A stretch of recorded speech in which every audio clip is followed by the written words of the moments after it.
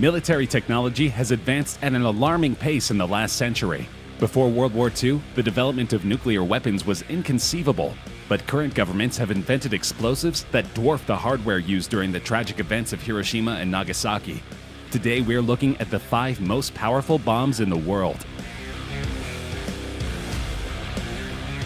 The Tsar Bomba is the single most powerful bomb in the world today. In fact, Tsar Bomba is the Western nickname for the Soviet RDS-220 hydrogen bomb.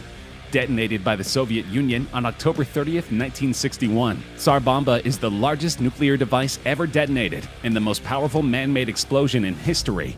With a yield of 50 megatons of TNT, Tsar Bomba was the culmination of a number of hydrogen bomb tests conducted throughout this time by both the Soviet Union and the United States. The bomb was 8 meters long, had a diameter of nearly 2.6 meters, and weighed more than 27 tons. It was physically very similar in shape to the Little Boy and Fat Man bombs which had devastated the Japanese cities of Hiroshima and Nagasaki a decade and a half earlier. However, the Tsar Bomba yield was approximately 1,570 times more powerful than the yield of the bombs dropped on Hiroshima and Nagasaki combined, and 10 times more powerful than all of the conventional weapons exploded during World War II. Tsar Bomba also represented 25% of the estimated yield of the Krakatoa volcanic eruption of 1883, and 10% of all nuclear tests by that point. By comparison, the B-41, the largest United States nuclear weapon, had a theoretical yield of 25 megatons. The largest nuclear device ever detonated by the United States was Castle Bravo, with a yield of 15 megatons. And the aftermath was devastating. All of the wooden and brick buildings in nearby Severny, located 34 miles from the aiming point, or ground zero, were annihilated. In other Soviet districts located over 100 miles from ground zero, wooden houses were demolished, and brick and stone ones suffered damages. Radio communication outages were also reported. One test witness felt the thermal effects at a distance of 170 miles, even with dark goggles. The intense heat from the detonation was capable of causing third-degree burns at a distance of 62 miles from ground zero. The shockwave was felt as far away as the Dixon settlement, located 430 miles away, and windows shattered at a distance of 560 miles. Windows even shattered as far away as Norway and Finland due to the atmospheric focusing of the shockwave. Despite being an airburst detonated 13,000 feet above ground, Tsar Bomba's seismic magnitude was estimated at 5 on the Richter scale. Seismic sensors continued to register shockwaves even after a third revolution around the Earth. In 2019, Vladimir Putin revealed that the feared Satan II nuclear missile had been successfully tested. The Russian leader announced his most powerful nuke, said to be capable of evading any defense system, had passed a rigorous round of tests. The weapon is more than 3,000 times more powerful than the bomb that wiped out Hiroshima and is said to be virtually undetectable. The test is said to be Putin's way of sending a clear message of war to the world, and especially Britain, after former Prime Minister Theresa May expelled 23 Russian diplomats following the poisoning of former double agent Sergei Skripal and his daughter in Salisbury. The bomb could devastate an area the size of England and Wales combined. It has an incredibly short launch burn phase, the time US satellites find it easiest to track, and it then basically disappears. Because of its increased trajectory, the Satan II can travel over the South Pole to hit the West, rather than the shorter North Pole route. This again means it is invisible to US tracking satellites. For all the focus on North Korean rocket and warhead tests, Pyongyang has only really been catching up with technology more established nuclear superpowers acquired in the 1950s and 60s. Russia and China, in contrast, have pushed ahead with a new generation of weaponry. Both nations have focused on new land and sea-launched nuclear-tipped missiles aimed at crossing continents.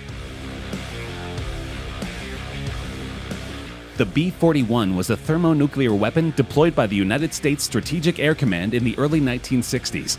It was the most powerful nuclear bomb ever developed by the United States, with a maximum yield of 25 megatons. The B-41 was the only 3-stage thermonuclear weapon fielded by the U.S. About 500 bombs were produced between 1960 and 1962, remaining in service until July 1976. The development of Mk-41 began in 1955 to fulfill the U.S. Air Force's requirements for a Class B bomb. It weighed 10,000 pounds, making it a high-yield thermonuclear weapon. The prototypes were test-fired during Operation Hardtack Phase 1 in 1958. The 3-stage thermonuclear weapon was primarily boosted by deuterium-tritium and believed to have used lithium-6 deuteride fuel for fusion stages. Two versions were produced, a clean version with a lead-encased third stage, and dirty uranium-encased version. Both were airdropped by attaching with two parachutes for delayed detonation. During its operational lifetime, the B-41 was the most efficient known thermonuclear weapon in terms of yield to actual weight, with a 5.2 megaton to ton ratio. Its blast yield was 25 to 50% that of the Tsar Bomba, which delivered a blast of 50 or 100 megatons of TNT. The 1st of March 1954 marks one of the most serious nuclear fallout incidents in history. On this day, the United States conducted its largest ever nuclear weapon test, codenamed Castle Bravo, at the Bikini Atoll in the Marshall Islands. Bravo was part of Operation Castle, a nuclear test series designed to develop an aircraft deliverable thermonuclear weapon. Due to a design error, the explosion reached a yield of 15 megatons, making it 2.5 times larger than expected, and more than 1,000 times as powerful as the Hiroshima bomb. Radioactive fallout from the test spread over more than 11,000 square kilometers. Traces of radioactive material were detected in Australia, India, Japan, the United States, and Europe. The Bikini population had been forcefully moved to other atolls prior to the start of the U.S. nuclear testing program in the Pacific, with the Able test in 1946. Due to the unfavorable weather conditions in which the Bravo test had been conducted, the fallout also affected the inhabited atolls of Rongelap, Utrecht, and others. In addition to uprooting people who had lived on Bikini Atoll for millennia and permanently making their home unlivable, the U.S. government was responsible for the deaths of numerous Japanese fishermen who were working waters nearby. This started a diplomatic standoff with Japan and led many people to criticize America's cavalier attitude toward nuclear war. The bomb weighed approximately 23,500 pounds and was based on the Teller Ulam thermonuclear weapon design. The explosion occurred at 6:45 a.m. local time. The bomb was in a form readily adaptable for delivery by an aircraft and was thus America's first weaponized hydrogen bomb.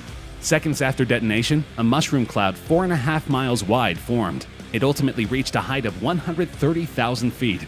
The explosion left a crater on the ocean floor with a diameter of 6,500 feet and a depth of 250 feet.